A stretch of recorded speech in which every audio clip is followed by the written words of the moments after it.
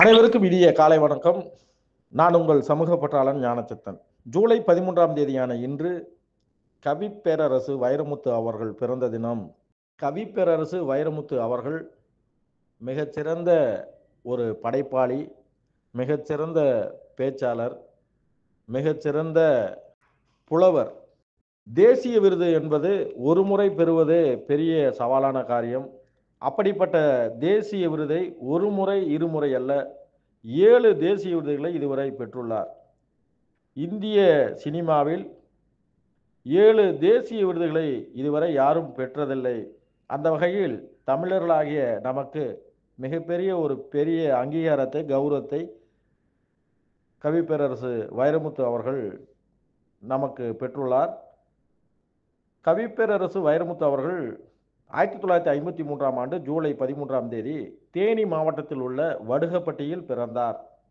கவிப்பேரரசு வைரமுத்து அவர்கள் இதுவரை 7 தேசிய விருதுகளை பெற்றுள்ளார் என்பதை நான் ஏற்கனவே குறிப்பிட்டிருந்தேன்.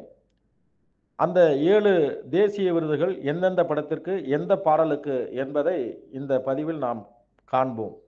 1986ஆம் ஆண்டு முதல் மரியாதை என்கின்ற திரைப்படத்தில் இடம்பெற்ற பூங்காற்று திரும்புமா என்கின்ற பாடலுக்காக முதல் முறையாக தேசிய விருது பெற்றார்.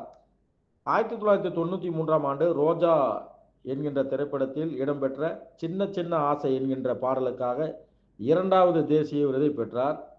1995ஆம் ஆண்டு கருத்தம்மா என்கின்ற திரைப்படத்தில் இடம்பெற்ற போராளே பொண்ணுத்தாயே என்கின்ற பாடலுக்காக 3வது தேசிய விருதை பெற்றார். 2000 ஆண்டில் சங்கமம் என்கின்ற திரைப்படத்தில் இடம்பெற்ற முதல் முறையே கிள்ளி பார்த்தேன் என்கின்ற பாடலுக்காக 4வது தேசிய விருதை பெற்றார். 2003ஆம் ஆண்டு கன்னத்தில் முத்தமிட்டால் என்கின்ற திரைப்படத்தில் இடம்பெற்ற ஒரு தெய்வம் தந்த பூவே என்கின்ற பாடலுக்காக 5வது தேசிய விருதை பெற்றார். 2011ஆம் ஆண்டு தென்மேற்கு பருவகாற்று என்கின்ற திரைப்படத்தில் இடம்பெற்ற கள்ளிக்காட்டில் பிறந்த தாயே என்கின்ற பாடலுக்காக 6வது தேசிய விருதை பெற்றார். 2017ஆம் ஆண்டு தர்மதுரை திரைப்படத்தில் இடம்பெற்ற எந்த பக்கம் காணும் போதும் வானம் ஒன்றுதான் என்கின்ற பாடலுக்காக 7வது தேசிய விருதை பெற்றார்.